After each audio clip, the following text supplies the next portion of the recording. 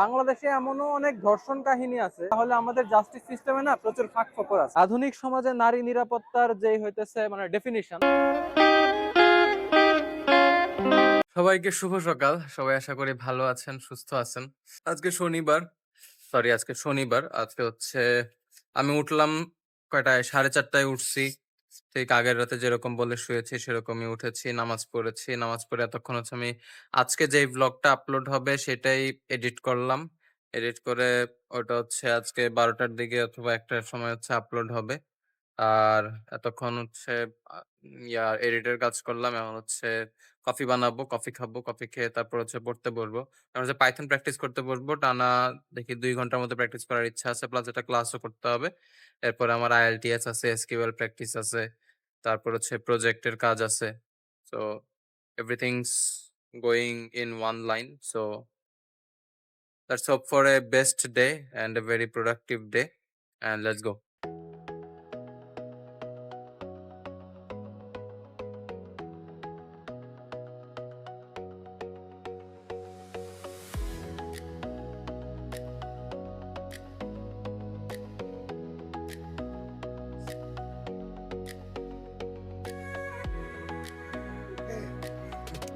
খুব ক্ষুধা পেয়ে গেছে। ১০টা বাইজে গেছে আমার। আসলে আমি আজকে মনোযোগ খুব একটা ধইরা রাখতে পারি নাই বিকজ খালি মনোযোগ ছুটে যাচ্ছিল আমার। তো এইজন্যই শেষ করতে অনেক দেরি হয়ে গেছে। আর এখন হচ্ছে খাবো, দেখি কি আছে, কি খাওয়া যায়। ব্রেকফাস্ট করতে হবে। ওই যে খাইছিলাম, কফি খাইছিলাম। আর কিছু খাওয়া হয় নাই। সকালবেলায় পাইথন প্র্যাকটিস করলাম, ০.৫ ঘন্টা ক্লাস করলাম। তো এই ২.৫ ঘন্টার কাজ করতে আমার ৪:৩০ থেকে ১০টা বেজে গেছে। বিকজ আমার শুধু মানে বারবার হচ্ছে কনসেনট্রেশন ছুটে যাচ্ছিল। বারবার অন্যমনস্ক হয়ে যাইতেছিলাম। মানে অন্যমনস্ক হয়ে আমার ১০-১৫ মিনিট চলে যাচ্ছিল। মানে ০.৫ ঘন্টা পর এরকম হইতেছিল আরকি। এজন্যই এত লেট হচ্ছিল আরকি। লেট হইছে। তো এখন খাবো।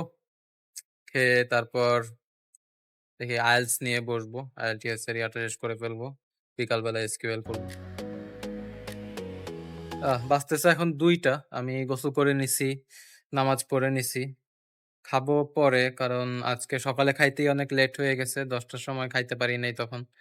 আসলে সবাই ঘুমাচ্ছিল। আজকে শনিবার তো। তো দিভাই একটু লেটে উঠে রান্না করছে, একটু লেট হইছে খাইতে। সো এখন আর ক্ষুধা নাই। ২টা বাজে, নামাজ পড়ে নিছি। এখন হচ্ছে আবার পড়াশোনায় বসে যাবো, পড়বো। I guess ৩টা ৩:৩০ অবধি। তারপরে হয়তো খাবো। ক্ষুধা নাই আসলে এখন। আহ বেশ ভালোই লাগতেছে।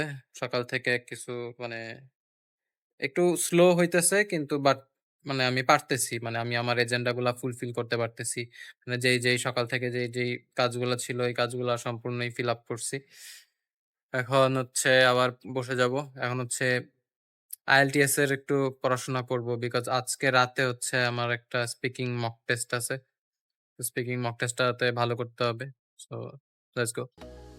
Why do some people prefer online shopping over traditional shopping?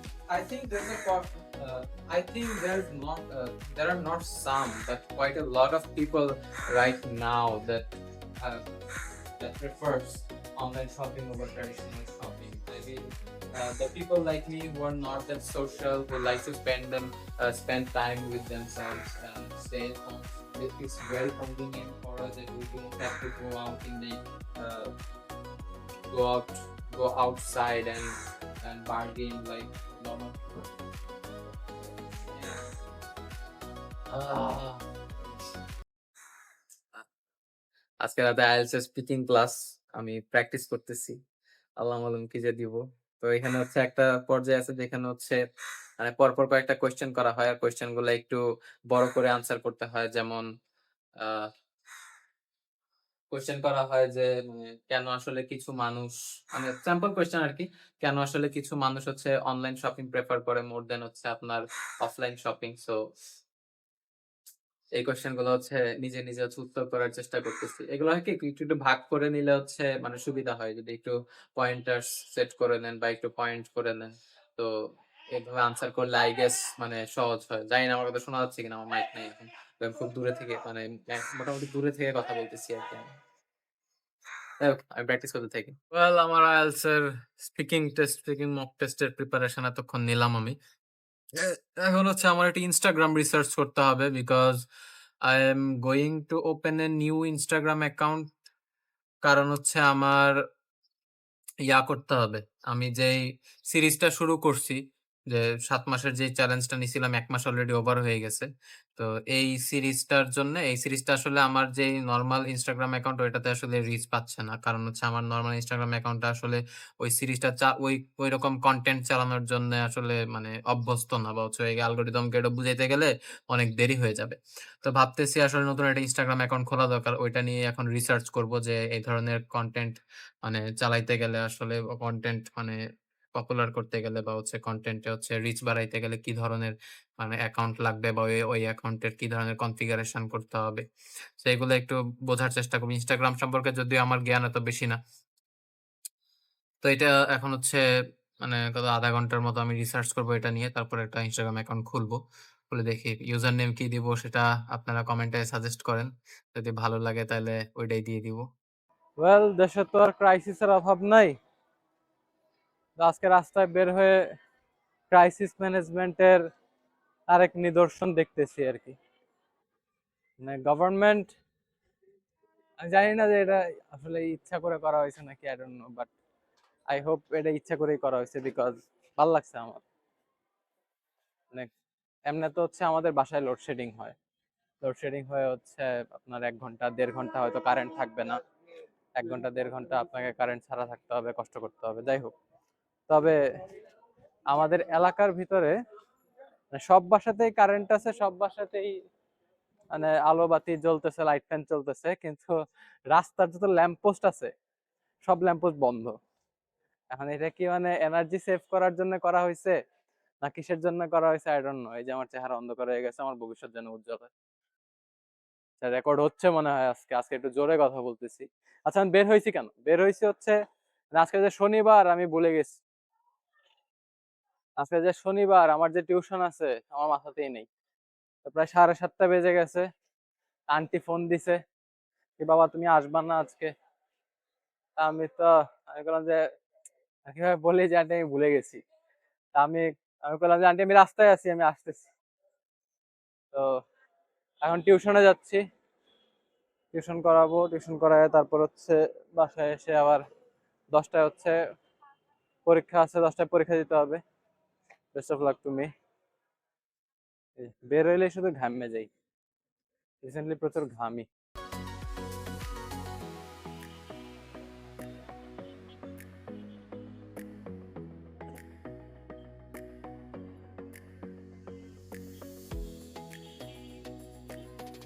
Well, recently বাংলাদেশে ধর্ষণ কাণ্ড নিয়ে প্রচুর আলাপ আলোচনা চলতেছে, প্রচুর কাহিনী হইতেছে। এখন এই জায়গাটাতে আমি মনে করি আমার কিছু একটা বলা উচিত, বিশেষ করে। তবে আমি এইগুলাতে একসময় পলিটিক্যালি অনেক অ্যাওয়্যার থাকতাম, প্রচুর অ্যাক্টিভিজম করতাম, ফেসবুকে পোস্ট দিতাম, অ্যাওয়ারনেস ক্রিয়েট করার চেষ্টা করতাম। তবে রিসেন্টলি এই কাজগুলো আমি বন্ধ করে দিছি তার পিছনে লেজিট কারণ আছে, সেই কারণ অন্যদিন বলবো। তবে বাংলাদেশে আসলে ধর্ষণের পরিস্থিতি, এই জিনিসটা আসলে আমরা কেন আসলে ট্যাকেল দিতে পারি না? মানে দেখেন, আমরা যদি হচ্ছে মানে জাস্টিস সিস্টেম নিয়ে কথা বলি, তাহলে আমাদের জাস্টিস সিস্টেমে না প্রচুর ফাঁক ফোকর আছে। বাংলাদেশে এমনও অনেক ধর্ষণ কাহিনী আছে যেই কাহিনীগুলার মামলা হয়েছে ধরেন ১৯৯০, ১৯৮০, এমন সময়ে হচ্ছে মামলা হয়েছে কিন্তু এখনো নিষ্পত্তি হয় নাই। আসামি হয়তো গ্রেফতার হয়েছে, কিন্তু হচ্ছে আপনার কয়েকদিনের ভিতরেই দেখা গেছে নিয়ে জামিন নিয়ে হচ্ছে সে বের হয়ে গেছে। কিংবা যদি ভালো হয়, যদি হচ্ছে কি বলে বাদী পক্ষ যদি মানে ভালো মালদার হয়, তাহলে হয়তো মামলা চালায় তাকে কোনো একটা রায় দেওয়াইতে পারছে, কিন্তু রায় কার্যকর হয়নি। ফাঁসির রায় দেওয়া হইলেও ধর্ষণ কাণ্ডে ফাঁসি এখনো তেমন একটা আমরা দেখি নাই, বা রায় কার্যকর হওয়া অনেক দূরের কথা। যেমন ধর বাংলাদেশে একটা সিরিয়াল কিলার ছিল, সে ধর্ষণও করতো, হত্যাও করতো, নাম হচ্ছে রসু খা। তো রসু খার যেই মামলা, এবং রসু খাই এখনো জেলের ভিতরে আছে। রসু খা হচ্ছে আপনার ফাঁসির আসামি, তাকে ফাঁসির রায় দেওয়া হয়েছে। সেটা সেটা করা হয়েছে প্রায় 1980-র দশকে। এখন 1980-র দশকে, এখন চলতেছে 2026 সাল, তাও হইতেছে তাকে ফাঁসি দেওয়া যায় নাই, মানে তার ফাঁসি কার্যকর করা হয় নাই। তাহলে এই জিনিসটা আসলে কি মিন করে, যে আমরা আসলে মানে রায় কার্যকর করতে পারি না। ঠিক তেমনি ভাবে কয়েকদিন আগে যে আয়েশা নামে একটা, ওই ইন্টেরিম আমলে, যখন হচ্ছে ইউনূস সরকার ক্ষমতায় ছিল, তো ইউনূস সরকারের আমলে আয়েশা না সালমা কি যেন একটা নাম, ওই মেয়েটাকে ধর্ষণ করে হত্যা করার পরে ওই মেয়েটাকে নিয়ে যে এত আন্দোলন টান্দোলন হইলো, ওর আসলে ওর আসলে মানে ওর যে আসামি, ওই আসামিটাকে তো গ্রেফতারও করা হয়েছে। তাহলে ওর রায়ের কি অবস্থা? আমরা রায় কার্যকর করতে পারি না কেন? আবার হচ্ছে এরকম একটা পরিস্থিতিতে দাঁড়ায় স্বরাষ্ট্রমন্ত্রী যখন বলে যে না, আইন এভাবে কাজ করা যাবে না, এমনে এমনে করলে হবে না, অমনে করলে হবে না, তখন আসলে এটাই মিন করে যে আপনি যতই আসলে মানে আবেগ দেখান না কেন, এই জায়গাটাতে আপনার যে অথরিটি আছে, অথরিটি আসলে আপনার এই চিন্তাধারাকে বাল দিয়েও গণে না। অথরিটি আসলে আপনার এই চিন্তাকে, মানে ডেভেলপমেন্ট তো দূরের কথা, বা এই জায়গায় কোনো পলিসি চেঞ্জ তো দূরের কথা, তারা আসলে এই জিনিসটা কোনো কিছু করতেই চায় না। কারণ ভাই, আপনার আমার বোন ধর্ষিত হইলে কার কি, এটাতে আসলে ওদের কোনো মানে সমস্যা নেই। এখন ঝামেলা হইতেছে যে রায় কার্যকরটা করতে হবে, আর দৃষ্টান্তমূলক মানুষ আসলে মানে ভয় না পাইলে মানুষ কখনো লাইনে থাকে না, বুঝছেন? শাস্তির মাধ্যমে ভয় ইনস্টিল করা লাগবে, নয়তো হচ্ছে কোনো কিছুতেই লাভ নেই। ওয়েল, টিউশনে ঢোকার আগে হচ্ছে আমরা ধর্ষণ কাণ্ড নিয়ে কথা বলতেছিলাম, বাংলাদেশে আসলে কি অবস্থা। অ্যাকচুয়ালি ভাই, মানে বাংলাদেশের জন্মানোটাই হচ্ছে আমাদের জন্য সবচেয়ে বড় পাপ। মানে একে তো বাংলাদেশ এমন একটা রাষ্ট্র, সরকার আপনাকে প্রোটেকশন দিতে পারবে না।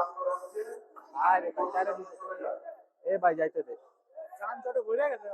আচ্ছা, যেটা হচ্ছে কইতেছিলাম আর কি, মানে বাংলাদেশে জন্ম নেওয়া হইতেছে আমাদের জন্য সবচেয়ে বড় পাপ, যে আমরা কেন আসলে এরকম দেশে হচ্ছে জন্ম নিলাম। আর মানে জিনিসটা হইতেছে যে আমগো যেই সরকার আছে, সরকার হইতেছে আমগরে নিরাপত্তা দিতে পারবো না। যে কোনো একটা অঘটন ঘটলে সরকার যায় বলে আই এম সরি, আমি তোমাকে রক্ষা করতে পারিনি। হ্যাঁ ভাইয়া, ব্লগ করতেছি। এই যে ফেসবুকে যায় ভিডিও, ইউটিউবে যায় ভিডিও। নাম কইলে কি মনে রাখতে পারবা? BEE, মৌমাছির ইংরেজি, ঠিক আছে? হ্যাঁ, BEENMUNIB, মুনিব। তাহলে হইব। তোমাদের নাম কি? তোমার নাম কি? জুনায়েদ হোসেন আর রাব্বি। ভালো আছো তোমরা? কই থাকো?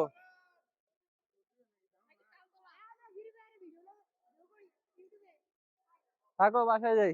আল্লাহ হাফেজ। সবাই বাবা ইনশাল্লাহ একদিন।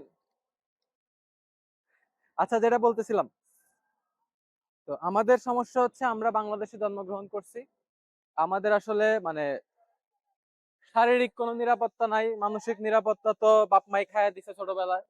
এটা পারো নাই, ওইটা পারো নাই, হ্যান পারো নাই, ত্যান পারো নাই, ওর মতো কেন হইলা না, তুমি কি, ও ভাত খায় তুমি কি গোবর খাও, এত কিছু বইলা তো মানসিক স্বাস্থ্য এখানেই শেষ।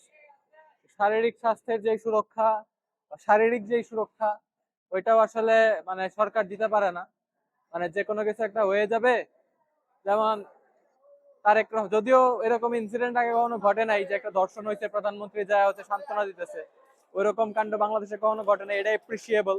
কিন্তু তারপরেও কাহিনী হলো, এটা আসলে মানে অস্বীকার করার সুযোগ নাই যে বাংলাদেশ সরকার আসলে মানুষের সামাজিক নিরাপত্তা, শারীরিক নিরাপত্তা, ব্যক্তিগত নিরাপত্তা দিতে আসলে ব্যর্থ। তো মানে যতবার সরকার আসুক না কেন, এই বিএনপি সরকার কন, আওয়ামী লীগ সরকার কন, এরশাদের আমল কন, কিংবা জিয়ার আমল কন, তো আপনার শেখ মুজিবের কথা তো বাদই দিলাম, এত কত মানুষের নিজেই মারছে। যাই হোক, কাহিনী হলো যে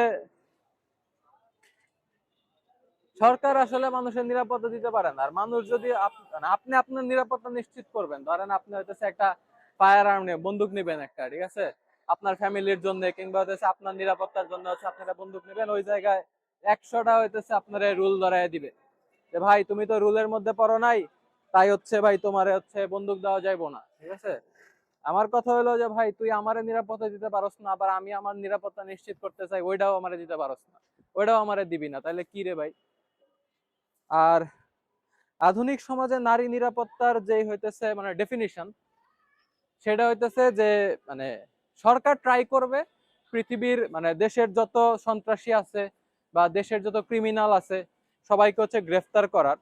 কিন্তু এই যে ধর্ষণ কাণ্ডগুলা, মানে অনেকে আছে, কেউ তো ভাই বর্তমানে তো কেউ তো আর মানে সিরিয়াল কিলার তো আর তেমন একটা হয় না, কিংবা হচ্ছে সিরিয়ালি যে ধর্ষণ করে পার পাওয়া যাবে ওইরকম পরিস্থিতিও আসলে নাই। কিন্তু ধর্ষণের যে মনস্তত্ত্ব, একটা ক্রিমিনালের যে মনস্তত্ত্ব, অপরাধ না করা পর্যন্ত কিন্তু সে ক্রিমিনাল না। তার মানে সামাজিক ভাবে তাকে আইডেন্টিফাই করার কিংবা রাষ্ট্রীয় ভাবে একটা ক্রিমিনালকে আইডেন্টিফাই করার আসলে মানে সিস্টেমটা কি হওয়া উচিত, এটা আপনারা কমেন্টে করেন। তো যেহেতু ক্রিমিনাল অফেন্স ছাড়া হইতেছে কেউ আসলে ক্রিমিনাল হয় না, তার মানে ধর্ষণ করার আগ পর্যন্ত কেউ আসলে ধর্ষক হয় না। তার মানে কি সে ধর্ষক মেন্টালিটি আসলে লালন করে না? অবশ্যই করে। এখন কথা হইতেছে যে মানে তাহলে এই জিনিসটা আইডেন্টিফাই আপনি করবেন কেমনে? এই যে ধরেন রামিসার মতো পিচ্ছি একটা মেয়েকে হচ্ছে ধর্ষণ করা হয়েছে, কারণ এই জায়গায় আসলে গভর্নমেন্টের দোষটা কি? রামিসার প্রতিবেশী যে হচ্ছে তাকে ধর্ষণ করার জন্য তাদের কাছাকাছি বাসা নিছে 2 মাস ধরে, এই জিনিস তো গভর্নমেন্টের জানার কথা না ভাই, ঠিক আছে? এই জায়গায় গভর্নমেন্ট আসলে করবে কি? মানে যেটা বলতেছিলাম যে আধুনিক আধুনিক ওয়ার্ল্ড অর্ডারে মানে নিউ ওয়ার্ল্ড অর্ডারে নারী নিরাপত্তার একটা মানে প্রবাবল ডেফিনেশন হচ্ছে এটা, যে গভর্নমেন্ট ট্রাই করবে প্রত্যেকটা ক্রিমিনালকে গ্রেফতার করার।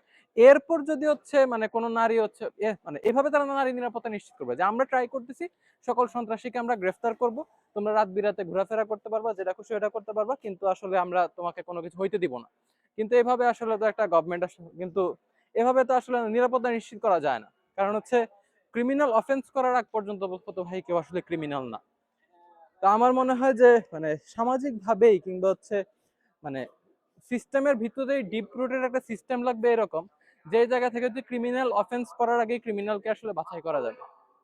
এই জায়গায় আমি মনে করি এআই অনেক বেশি হেল্পফুল হবে। কারণ বর্তমানে ধরেন বর্তমান কি আর 5-10 বছরের মধ্যে পৃথিবীর 90% মানুষই আসলে এআই ব্যবহার করবে, এবং এআই এর সাথে কথা বলে তারা বিভিন্ন আইডিয়া জেনারেট করবে, নিজেদের আইডিয়াকে আরো বেশি হোন করবে। তো যেহেতু হচ্ছে এরকম, তার মানে এআইটাকে এই জায়গায় ব্যবহার করা যায় নিরাপত্তার খাতিরে। Last take off the night. আমি হচ্ছে এতক্ষণ হচ্ছে করলাম। আমার ক্লাস চলতেছিল IELTS এর। রাত 12টা বাজে গেছে ক্লাসে যেতে, যেতে। আর আজকে আমাদের হচ্ছে স্পিকিং মক টেস্ট ছিল। মক টেস্ট দিলাম। রেজাল্ট হয়তো কালকে পরশুদিন পাবো।